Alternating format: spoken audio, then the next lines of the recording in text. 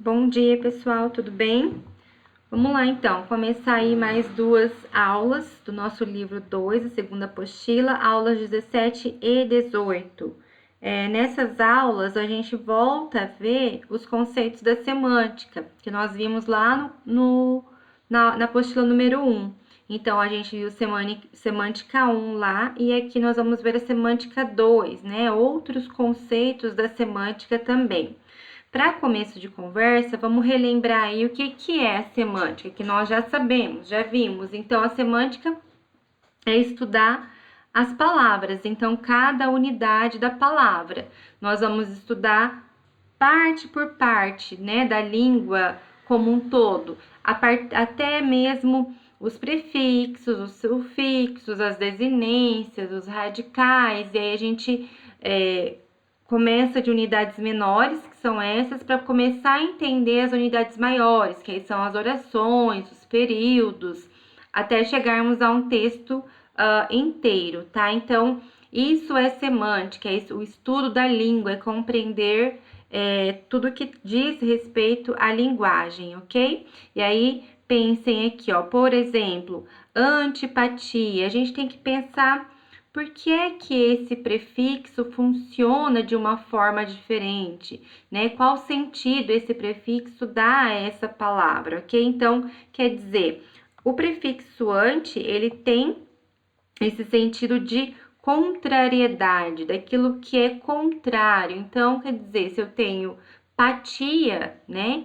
Simpatia por alguém, quando eu digo que eu tenho antipatia, é porque eu não gosto dessa pessoa, tá? Olha lá os outros casos, né? De derivação, pedraria. Então, qual é o radical dessa palavra, né? De onde é que surgiu essa palavra? A palavra pedra significa que, quando eu digo falo em pedraria, ela tem alguma relação com esse radical, com essa coisa que é a pedra, ok? Então, isso, de uma forma geral, é a semântica. E aí a gente tem que lembrar aí que quando a gente pensa na semântica, as palavras podem assumir diferentes sentidos dependendo do contexto em que elas são usadas.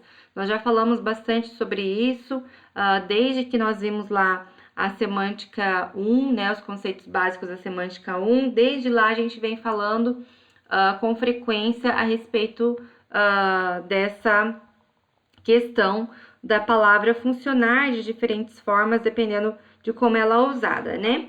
Lá na apostila de vocês, então, vocês vão ter aqui, ó, todas as definições, né? Então, tem a definição do que é semântica, e aí a gente vai ter aí ampliação de sentido, restrição de sentido, o sentido literal, o não literal, a polissemia, a ambiguidade, pressuposição e o subentendido, tá? Eu trouxe aqui para vocês, por exemplo, para a gente entender, então, a ampliação do sentido, a ambiguidade, a polissemia e a restrição do sentido, elas são coisas que caminham aí meio que juntas. Por exemplo, quando eu tenho a palavra almofadinha, essa palavra, ela pode sofrer uma restrição de sentido, então eu vou pensar de onde é que veio essa palavra. Eu tenho aqui um radical, né, da palavra almofada, e aí quando eu tenho unha, que é um prefixo de diminutivo, eu sei que ela só pode ser uma almofada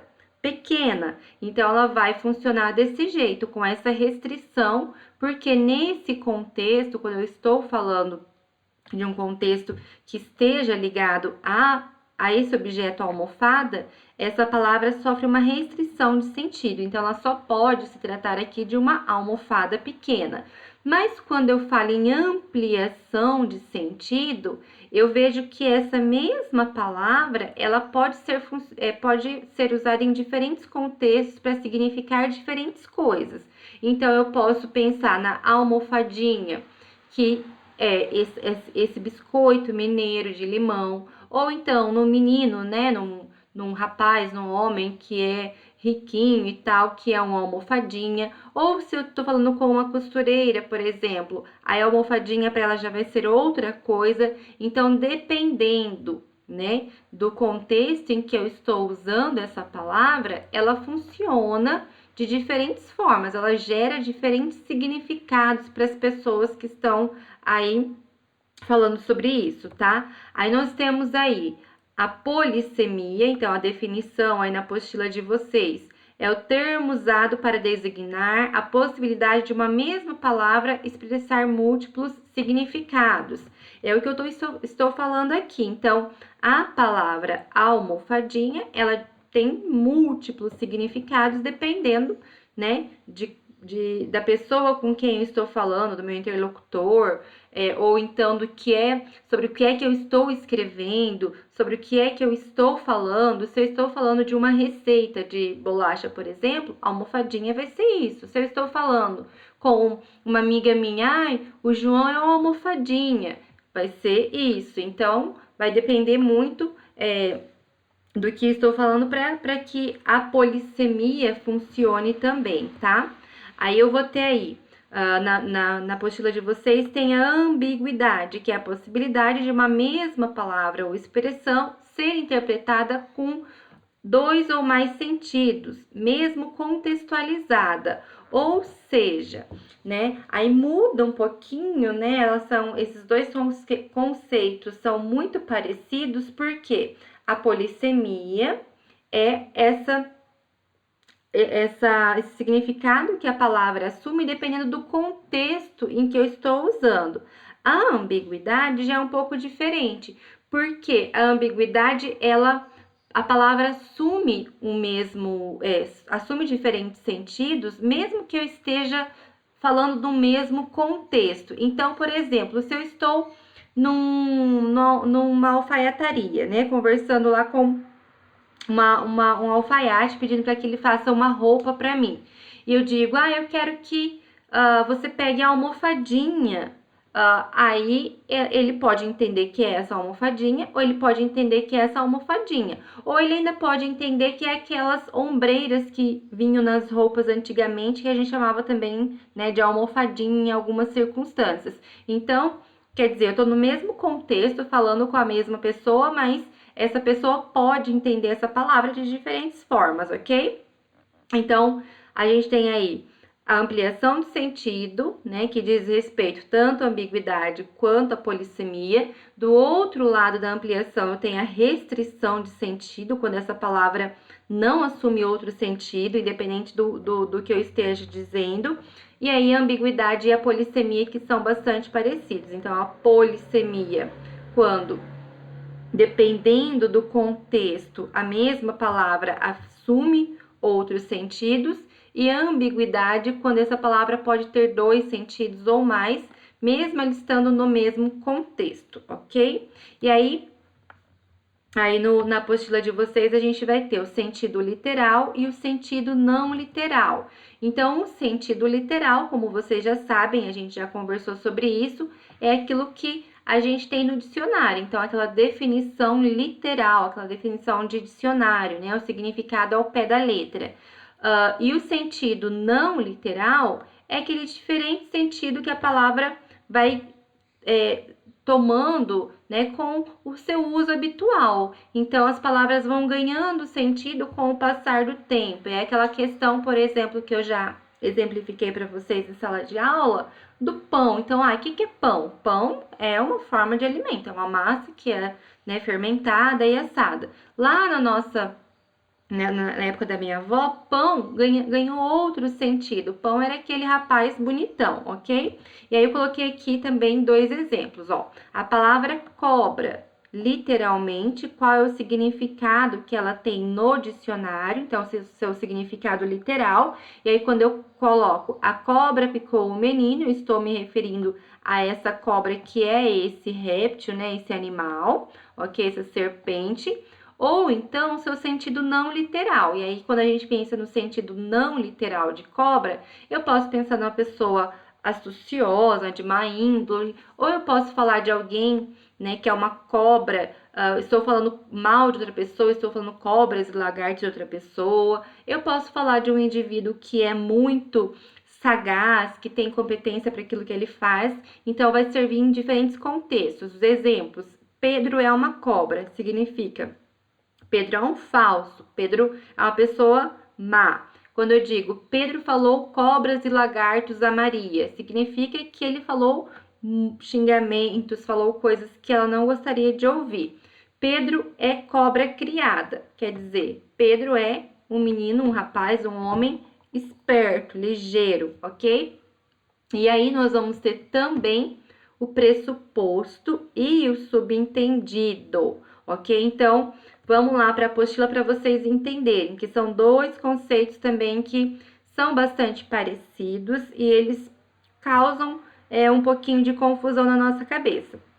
Então, pressuposto são significados que não vêm traduzidos explicitamente por palavras ou expressões da frase, mas são deduzidas de outras que vêm explícitas. Então, quando eu digo, por exemplo, que João voltou a fumar, está pressuposto que o João havia parado de fumar, porque se ele voltou a fumar, significa que em algum momento ele parou de fumar. Então, isso está pressuposto. Não está dito aqui, João havia parado de fumar e agora voltou. Não está escrito isso, mas pelo fato do verbo, né, dizer, olha, ele voltou. Quem volta é porque, né, já estava aqui, saiu daqui, agora voltou para cá. E a mesma coisa com o João. Fumava, parou de fumar e agora voltou a fumar. Então, isso é um pressuposto. Por aquilo que está dado verbalmente, eu consigo entender o que não está dado verbalmente, ok? E aí, o subentendido. Qual que é a diferença do subentendido? São significados que as palavras ou expressões ganham, né? Que não ocorrem que ocorrem na superfície do texto, mas que são depreendidas a partir não apenas da leitura, mas de outros componentes linguísticos e também depende do contexto em que elas ocorrem, do nosso conhecimento de mundo. Então, o subentendido tem uma ligação muito grande lá com o que nós vimos na aula anterior da intertextualidade, tá? Então, o pressuposto está ligado com a intratextualidade e o subentendido está ligado à intertextualidade. Por quê? Porque vai depender muito não do que está escrito, mas do meu conhecimento de mundo. O que é que eu sei a respeito disso para que eu possa compreender outras coisas que não estão no texto. Por exemplo, aí, ó, João voltou a fumar. O que é que está subentendido? Que João gosta de fumar, porque se ele voltou a fumar é porque ele gosta de fumar, provavelmente. Que João voltou a fumar porque é dependente do cigarro, quer dizer, se ele parou, a gente sabe que o cigarro é uma coisa ruim. E o João em algum momento parou de fumar e não conseguiu ficar sem, é porque ele é dependente do cigarro. João havia parado de fumar porque o cigarro lhe fazia mal. Então, por eu saber que o cigarro é uma coisa que é ruim, que provoca doenças e tudo mais, é um conhecimento de mundo. Nada disso está escrito nessa frase, mas está subentendido a partir daquilo que eu sei a respeito do cigarro, aquilo que eu sei a respeito das pessoas que tentam parar de fumar, ok? Então, é isso que a gente tem para a aula de hoje. Então, nós temos aí 1, 2, 3, 4, 5, 6, 7, 8 conceitos, né, da semântica. Nós já vimos lá alguns no começo do ano e mais para frente nós começamos a perceber outros conceitos que são mais amplos, quando a gente começar a ver lá as orações, os períodos simples, períodos compostos, orações subordinadas, coordenadas, a gente vai ir para um nível maior da semântica, que é começar a analisar unidades maiores, tá? O que é que vai ficar de tarefinha para vocês aí? Então, é a tarefa, o exercício 1 a 6 do capítulo 9 do caderno de exercícios, tá? E aí vocês vão me enviar isso daí por e-mail até o dia 1/6, ou seja, até a próxima segunda-feira, que é a nossa aula. Prestem bem atenção, o que vocês vão me enviar por e-mail são os exercícios 1 a 6 do capítulo 9 do caderno de exercícios, ok?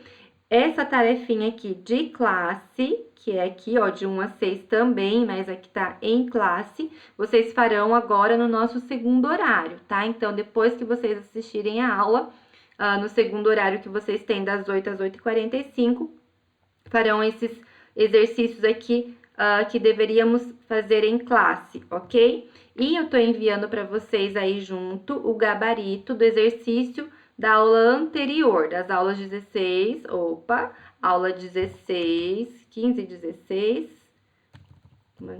escrevi errado, aula 15 e 16, o gabarito que vocês têm aí desses exercícios de 1 a 6. Se tiverem dúvidas em relação a esses exercícios, por favor, me perguntem. Se vocês acharem que é necessário a gente fazer uma live para discutir os conceitos lá da intertextualidade, da interdisciplinaridade que nós vimos na aula anterior, me avisem, mandem mensagem, a gente marca uma live sem problema nenhum, tá? Importa que vocês compreendam todos esses conceitos que a gente tá vendo, porque a partir daqui todos eles vão se multiplicando, nós vamos usando várias coisas ao mesmo tempo. E isso é importante para a língua portuguesa, vai ser importante para a literatura e para a redação. Então, o que nós estamos vendo aqui, vocês acabam usando nas 3 frentes da disciplina, ok? Por hoje é isso. Qualquer dúvida, vocês podem me ligar, me mandar uma mensagem no WhatsApp, tá? Boa semana para vocês e bons estudos!